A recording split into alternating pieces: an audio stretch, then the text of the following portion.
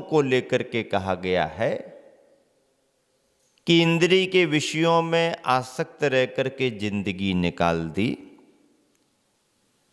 शरीर शिथिल हो गया है। इतना होने के बाद भी वह संयम से मिलना नहीं चाहता, संयम को प्राप्त करना नहीं चाहता। अब यदि संयम को प्राप्त करना नहीं चाहता तो ऐसे शिथिल स्वभावी असंयमी से दूर रहना ही हमारे लिए हितकर है। हितकर है कि नहीं है? हितकर है ना भैया।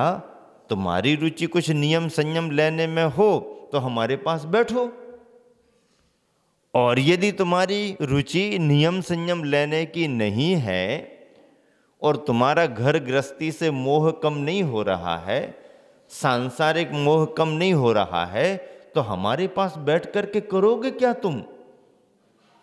फिर तो हमें भी चिंता होने लगेगी कि भैया ऐसा आदमी ज्यादा हमारे पास बैठेगा तो ऐसा ना हो कि उसका ये असर हमारे पर पड़ने लगे। तो अपना बचाव तो करना पड़ेगा ना, क्योंकि खरबूजे को देख करके खरबूजा रंग बदलता है। अब यदि असंयम का खरबूजा पका हुआ है तो संयम का थोड़ा सा कम पका हुआ खरबूजा हो सकता उससे प्रभावित हो जाए, और यदि संयम का खरबूजा अच्छा पका हुआ है तो संभावना बनती है कि असंयम के अध पके खरबूजे पर संयम के खरबूजे का असर पड़ जाए।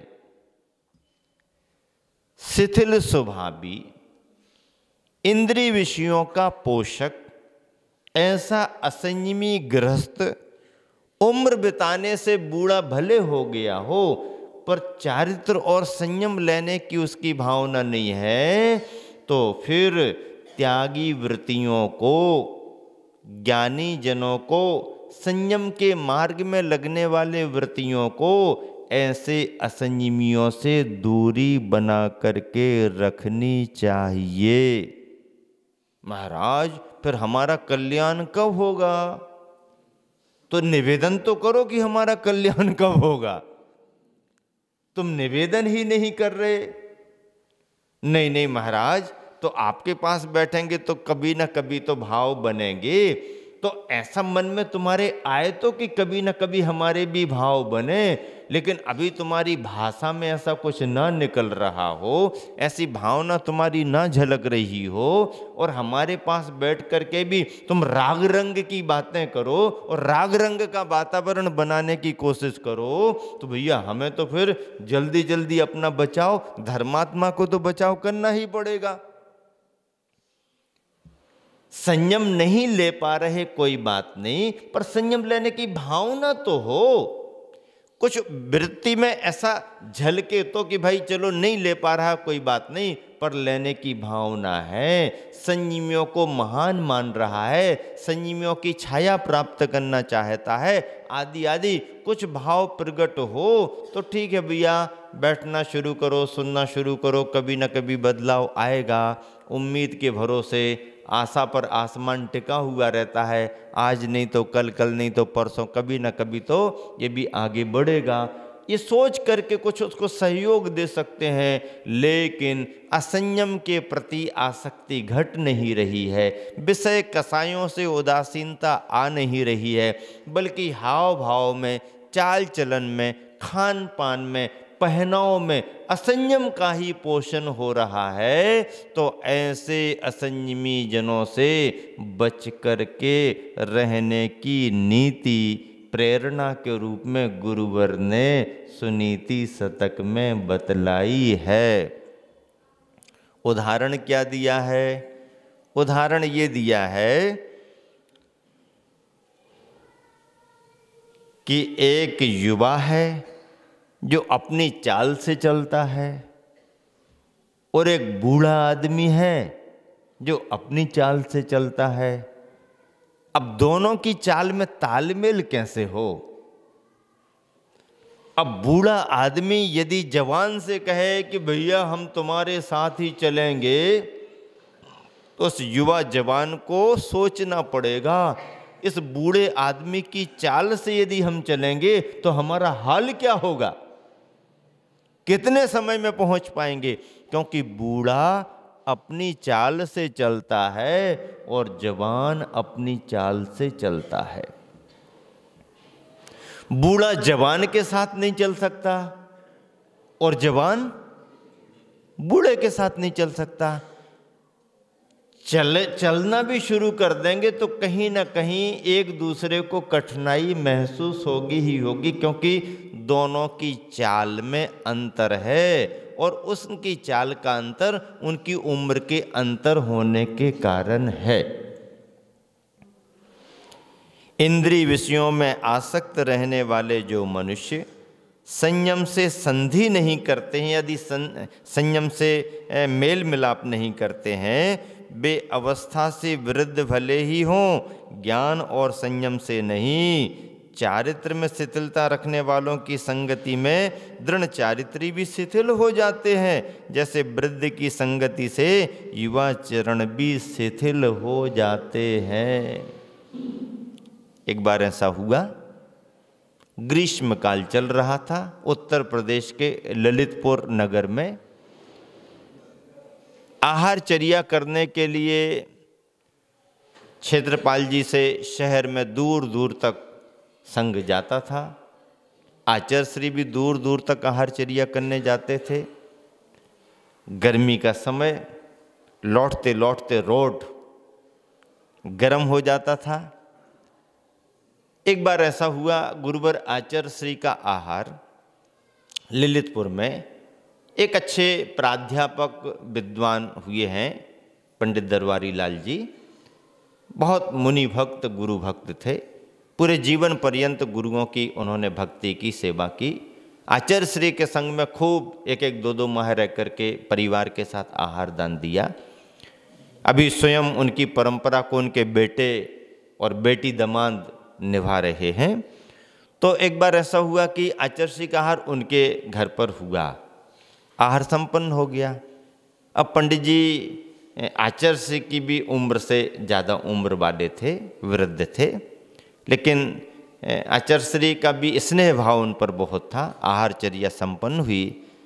आहार के बाद में वो कमंडल लेकर के पीछे पीछे आचार्य श्री के चल रहे थे। अब एक तो उम्र का तकाजा पंडित जी को, फिर दूसरा मौसम गर्म और रोड भी गर्म। अब आचार्य श्री तो आचार्य श्री चर्या करके जो बाहर निकले तो अपनी स्पीड से आगे बढ़ गए। अब आचार्य श्री अपनी स्पीड से बढ़ रहे और पंडित जी धीरे धीरे धीरे धीरे चल रहे। अब आचार्य श्री बार बार पीछे देखें तो थोड़ा सा पंडित जी फिर तेज हो जाएं और फिर धीरे धीरे ढीले हो जाए। आचार्य श्री को लगा कि पंडित जी को कुछ असुविधा सी हो रही है, स्पीड तो बना नहीं पाएंगे क्योंकि उनकी उम्र ही ऐसी है। तो आचार्य श्री थोड़े धीमे धीमे हुए और जब पंडित जी का थोड़ा पास में आना हो गया तो आचार्य श्री मुड़ करके उनकी तरफ देखते हैं और मुस्कुरा करके कहते हैं, पंडित जी अब आपकी चाल तो बदलेगी नहीं, थोड़ी देर के लिए मैं ही अपनी चाल बदल लेता हूँ। आपकी चाल तो बदलने वाली नहीं है, थोड़ी देर के लिए, मतलब स्थान तक पहुँचने के लिए, हमेशा के लिए नहीं, स्थान तक पहुँचने के लिए।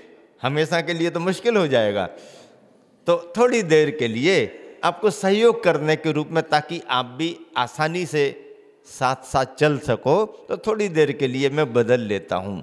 मतलब ये है कि यदि वृद्ध कोई साथ चल रहा है तो अच्छी तेज चाल चलने वाले को असुविधा होती ही है। और इसी बात को लक्ष्य में रख करके आचार्य कुंद कुंद स्वामी ने प्रवचन सार में मुनियों के लिए लिखा है कि बे मुनिवर अपने से बड़े साधु की छाया को प्राप्त करें। किनका सानिध्य प्राप्त करें? अपने से बड़े साधु का सानिध्य प्राप्त करें। बड़े साधु का सानिध्य प्राप्त करने का मतलब क्या है? फिर छोटे के साथ कौन रहेगा? नहीं, छोटे के साथ तो रहेंगे ही रहेंगे, समय विशेष पर छोटे के साथ भी रहा जाता है। छोटे के साथ रहने के भाव अलग रहते हैं, लेकिन बड़े के साथ रहना चाहिए, ऐसा क्यों लिखा? ऐसा इसलिए लिखा कि बड़ों के पास यदि आप रहोगे तो बड़ों के गुणों को आप प्राप्त करते रहोगे। बड़ों से कुछ पाने के लिए मिलेगा। पर यदि हम छोटे के पास रहेंगे तो छोटे से पाने के लिए कम अवसर होते हैं, छोटे को देने के लिए ज़्यादा अवसर होते हैं। अब यदि हमारे को पाने का भाव है तो फिर बड़ों की शरण, बड़ों का सहारा ही लेना जरूरी होता है। कितनी बड़ी दूरदर्शिता की बात आचार्य कुंद कुंद स्वामी ने लिखी कि मुनिजन अपने से बड़े गुणी मुनिजनों के सहारे को प्राप्त हों, उनके सानिध्य को प्राप्त हों, ताकि निरंतर हमारे में भी उनके उन गुणों का विकास हो, उनके वह गुण हमारे लिए भी प्राप्त होते रहें। आचार्यों की छाया, आचार्यों का सानिध्य, आचार्यों की शरण मुनियों के लिए इसलिए महत्वपूर्ण होती है कि आचार्यों के, गुरुओं के गुण प्राप्त होते रहते हैं और अपने से बड़ों का सानिध्य प्राप्त करने से उनके अनुभव मिलते रहते हैं। अनुभव अपने आप में संसार में सबसे बड़ा गुरु माना गया है, सबसे बड़ा गुरु माना गया है।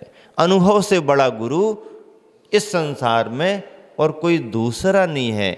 बाहर का गुरु तो बाहर से सिखाता ही है, बाह्य रूप में हमारे लिए जो गुरु मिले वो तो महानतम है ही, लेकिन महानतम गुरु मिलने के बाद भी यदि हमने अपने अनुभव को अपना गुरु नहीं बनाया तो बाहर के गुरु मिलने पर भी अंतरंग का करंट उतना आपको शायद ही मिल पाए। इसलिए बाहर के गुरु की शरण को प्राप्त करके अपने अंतरंग के गुरु का अनुभव प्राप्त करना पड़ता है।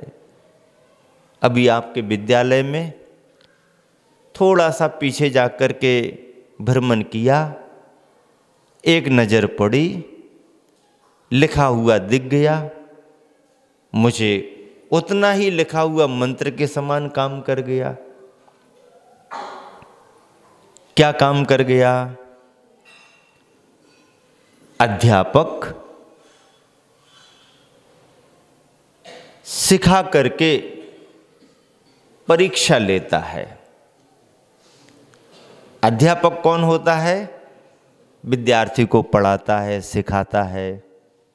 तो अध्यापक सिखाकर यानी पढ़ाकर परीक्षा लेता है और समय परीक्षा लेकर के सिखाता है।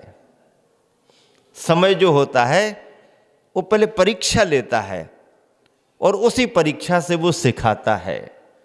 अध्यापक सिखा करके परीक्षा लेता है। देखो कितनी मार्मिक बात है। यदि उसकी गहराई को हम समझें, पकड़ें, तो एक मंत्र के बराबर, एक सूत्र है, फार्मूला है। अध्यापक सिखा करके फिर परीक्षा लेता है, लेकिन समय काल जो होता है, समय किसी से बंधा हुआ नहीं होता है। तो ऐसा समय परीक्षा लेकर के ही शिक्षा देता है, सिखाता है। समय यदि हमारी परीक्षा नहीं ले तो हम सीख ही नहीं सकते हैं। समय ने जिसकी परीक्षा ली है उसी ने कुछ ना कुछ सीखा है। समय परीक्षा लेकर के सिखाता है और अध्यापक सिखा करके परीक्षा लेता है। बहुत बढ़िया। इसीलिए आचार्य कुंद कुंद स्वामी ने लिखा कि बे मुनिगण अपने से बड़ों का आश्रय लें। अपने से बड़े मुनिजनों का आश्रय लेने का मतलब है उनके अनुभव हमारे लिए मिलेंगे, उनके गुण हमारे लिए मिलेंगे, उनकी छाया में रह कर के हम कुछ सीखेंगे, समझेंगे। इसलिए बड़ों का आलंबन लिया गया। छोटे के आलंबन में देना ही देना होगा। उदाहरण गुरुवर ने नीति में क्या दिया? एक की चाल वृद्धत्व को लेकर के है, एक की चाल जवानी को लेकर के है। तालमेल बनाएं कैसे? बूढ़े आदमी को कहें कि जल्दी जल्दी चलो तो परेशान हो जाएगा, और जवान से कहें कि धीमे धीमे चलो तो परेशान हो जाएगा। दोनों की चाल में तालमेल बनने वाला नहीं है। इसीलिए चाल में जब तालमेल बनने वाला नहीं है तो जिसकी चाल से तालमेल बने उसके साथ रहो। जिसका लक्ष्य संयम नहीं है, असंयम की प्रधानता है, विषयों की बहुलता है, राग रंग का ही जिसका जीवन है, उसी को मान करके चल रहा, उसी का वह लक्ष्य है, तो ऐसा असंयमी विषयासक्त व्यक्ति यदि संयमी जनों के पास आता है तो संयमी जनों पर भी उसका असर पड़ने लगता है। इसलिए संयमियों को चाहिए कि असंयमियों की संगति से दूर रहें। दूर रहेंगे तो फिर असंयमी जनों को संयम लेने की प्रेरणा कैसे मिलेगी? तो दूरी बना करके अपना काम कर लो, उनका भी काम हो जाए और अपना भी काम हो जाए। हमारे पास आकर के यदि उन्हें संयम की प्रेरणा मिल रही, बहुत अच्छी बात है। संयम का, धर्म का भाव लेकर के आ रहे हैं, बहुत अच्छी बात है। संयम की भावना से आ रहे हैं, बहुत अच्छी बात है। कल्याण की भावना से असंयमी अज्ञानी भी आए, कोई बात नहीं, क्योंकि असंयमी ही तो संयमी बनता है। पर लक्ष्य भी तो उसका हो, लक्ष्य उसका दिखाई तो देता है, लक्ष्य समझ में तो आता है। लक्ष्य यदि है तो असंयमी संयमी की संगति करके संयम को प्राप्त हो जाता है। खरबूजे को देख करके खरबूजा रंग बदल देता है। इसलिए गुरुवर आचार्य श्री बार बार यही तो कहते हैं कि पिच्छी ले लो, व्रती बनो, संयमी बनो। नहीं ले पा रहे तो कोई बात नहीं, पुरानी लेना शुरू करो, पुरानी से तो शुरू करो, सेकंड हैंड से तो शुरू करो, करो तो कहीं ना कहीं से तो शुरू करो।